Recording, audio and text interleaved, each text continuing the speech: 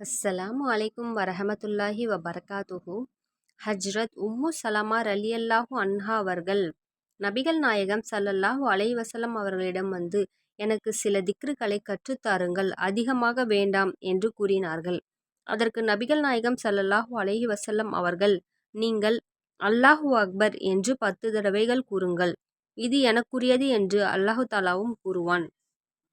பிறகு சுபஹான் அல்லாஹ் என்று 10 தடவைகள் கூறுங்கள், இது எனக்குரியது என்று அல்லாஹு தஆலாவும் கூறுவான். பிறகு அல்லாஹும் மஃபிர்லி, யா அல்லாஹ் என்னுடைய பாவத்தை மன்னிப்பாயாக என்று 10 தடவைகள் கூறுங்கள், நான் மன்னித்து விட்டேன் என்று அல்லாஹும் கூறுவான். நீங்கள் 10 தடவைகள் கூறினால் அல்லாஹும் நான் மன்னித்து விட்டேன் என்று 10 தடவைகள் கூறுவான். சுபஹான் அல்லாஹ். நாம் நம்ம வாழ்க்கையில் எவ்வளவோ பாவங்களை செஞ்சுருப்போம். நமக்கு தெரிஞ்சும் அந்த பாவத்தை செஞ்சுருப்போம். நம்மளை அறியாமலேயே அந்த பாவத்தை செஞ்சுருப்போம்.